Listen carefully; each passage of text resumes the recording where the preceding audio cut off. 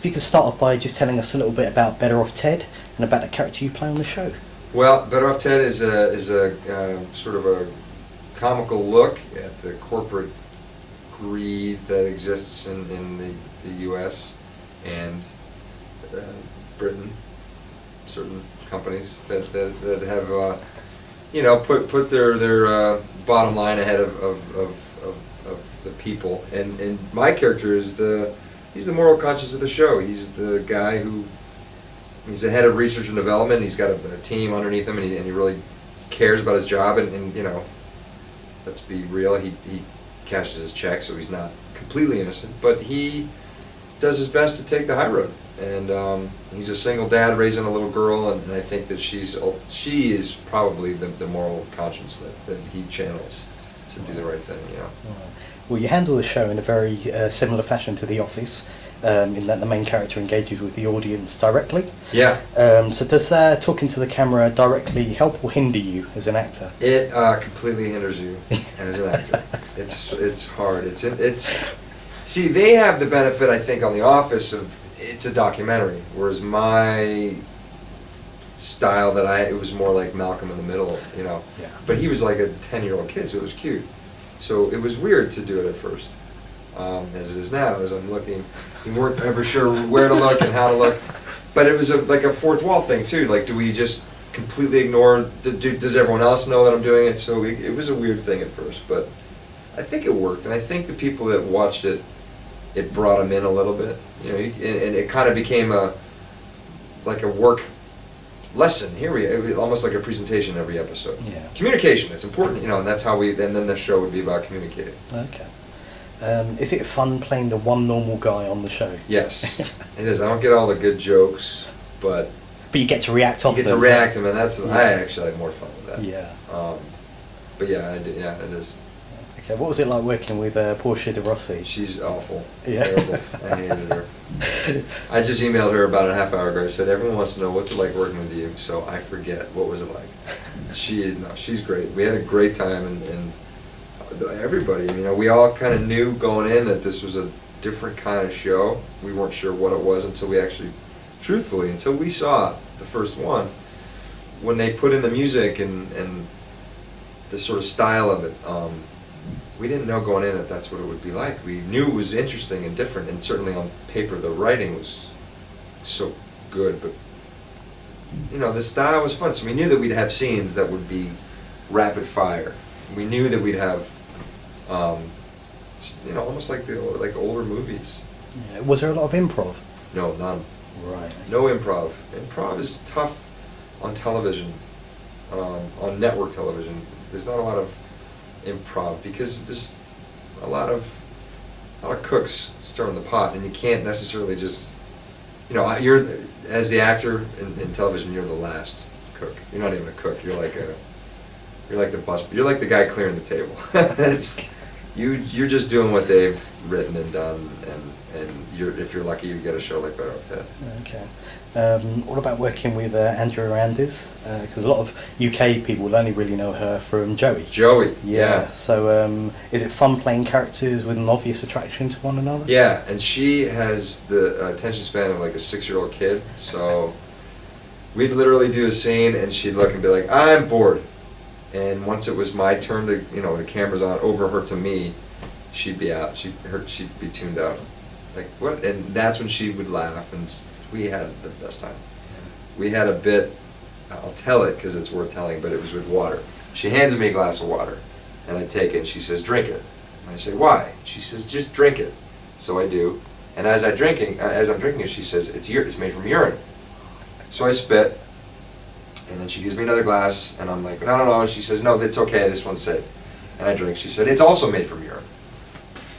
So that's the bit, and that's the idea, is that it's a whole water filtration system that Viridian's coming up with. But she couldn't, so it took an hour and a half, and it was, "Here, drink this. It's urine." No. "Here, drink this."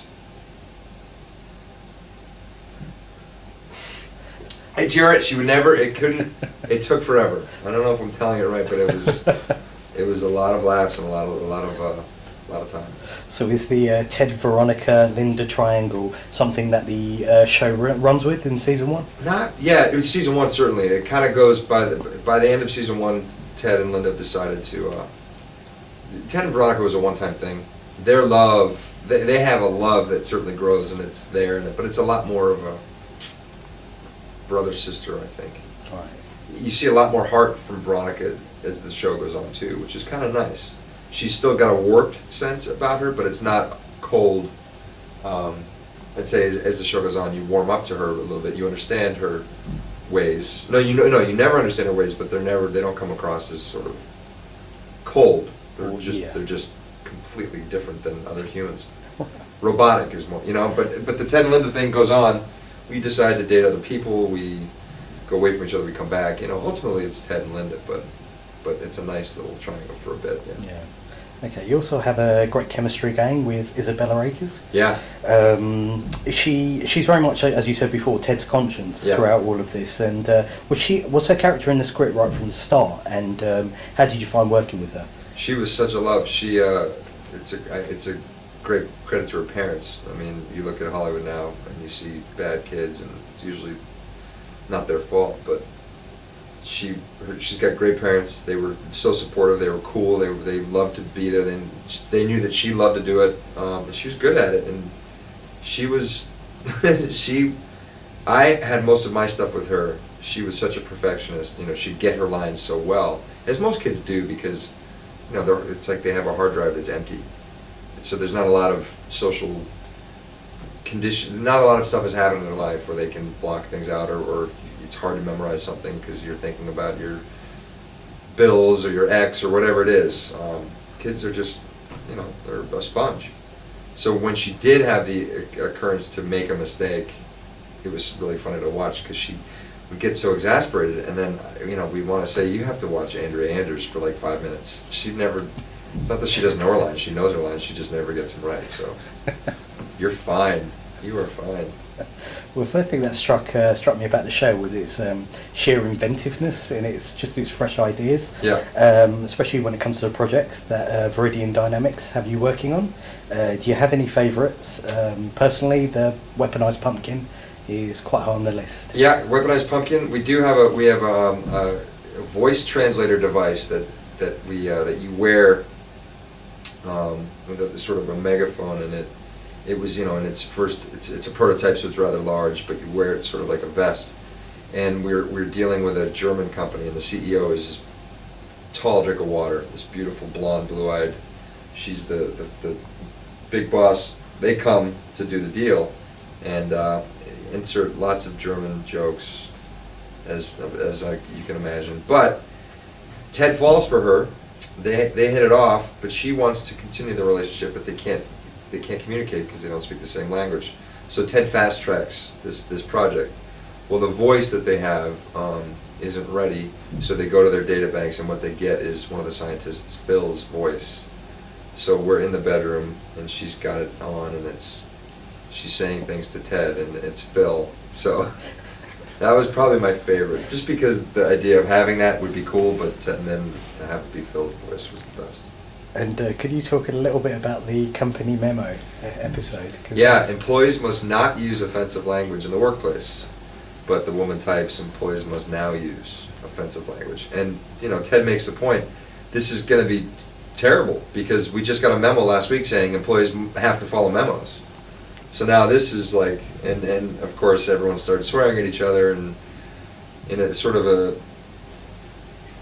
releasing sort of way, it actually helps the work environment, but it gets out of control, as it always does. Yeah, the clip has become something of a YouTube legend. On YouTube, yeah, it's Better Off Ted vulgar outtakes, or vulgar, Yeah. Was that all improv, or was that? No, that was all written. Really? Yeah, we would shoot the scene as it was, and then if it was my turn to do my lines, and then we'd go back and add Dick and Fastened Man Mattress, or I think one of the ones that we actually kept was Tory Loving Royalist, or I don't know if they kept that one. Yeah.